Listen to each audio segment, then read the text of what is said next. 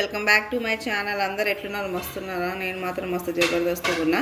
ఈరోజు మనము రసం పెడుతున్నాము, అది కూడా తిరగపాత లేకుండా పెడుతున్నాం. ఎందుకంటే మా పెద్ద బాబుకి అమ్మవారు అయిందనమాట. అందుకని ఇంట్లో బగారి ఇవ్వద్దు అంటారు కదా, అందుకే బగారి ఇవ్వకుండా ఈజీ ప్రాసెస్లో నేను ఇప్పుడు చూపిస్తాను మీకు. ఫస్ట్ ఒక పెద్ద సైజు నిమ్మకాయ అంతా చింతపండు తీసుకొని నానేసుకుందాం ఒక 10 నిమిషాలు. నీళ్ళు పోసి నానేసుకుందాము.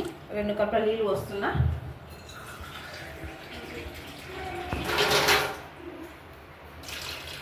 ఒక 10 నిమిషాలు నానేద్దాం, పక్కకు పెట్టేద్దాం. A few minutes later. చింతపండు బాగా మెత్తబడ్డ తర్వాత బాగా కలుపుకొని దీన్ని తిప్పి మొత్తం తీసేసేయాల.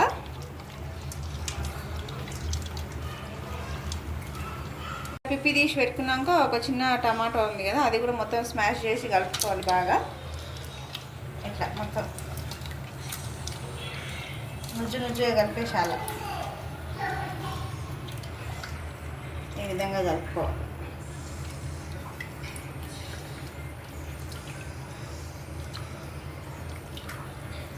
అందులోనే కొంచెం కొత్తిమీర కడిగి వేసుకోవాలి.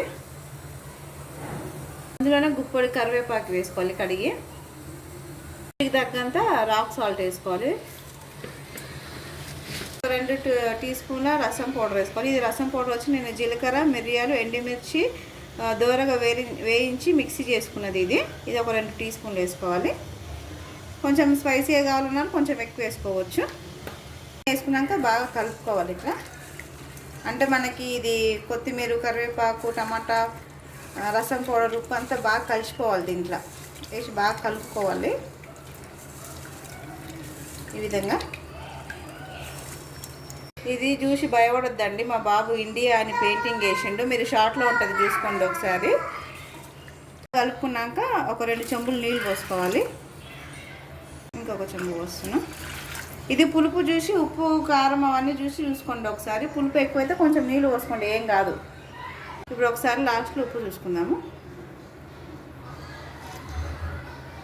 అన్నీ పర్ఫెక్ట్ సెట్ అయిపోయింది. స్టవ్ వెలిగించుకొని ఇందాక రసంకి అన్నీ కలుపుకున్నాం కదా, అది పొయ్యి మీద పెట్టుకొని ఒక 3 టీ స్పూన్ ఆయిల్ వేసుకుందాము.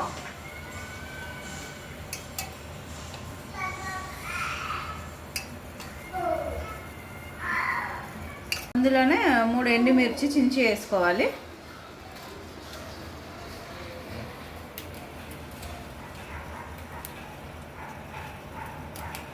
దీన్ని కొంచెము పొంగు వచ్చే వరకు ఉంచాలి పొయ్యి మీదే.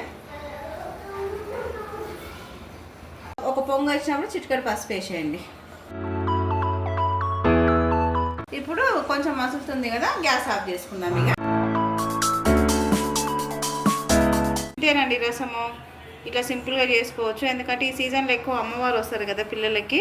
ఇట్లా చేసి పెడితే వాళ్ళు కూడా కొంచెం తింటారు అనమాట. నోటికి కూడా ఏం అనిపించదు కదా, జ్వరం వస్తుంది కదా, ఇట్లా పుల్ల కారంగా కొంచెం తినేస్తారు అనమాట పిల్లలు. ఈ వీడియో నచ్చితే లైక్ చేయండి, షేర్ చేయండి, సబ్స్క్రైబ్ చేసుకోండి. అలాగే గంట సింబల్ గట్టిగా కొట్టేసేయండి. మరొక వీడియోతో మళ్ళీ కలుద్దాం.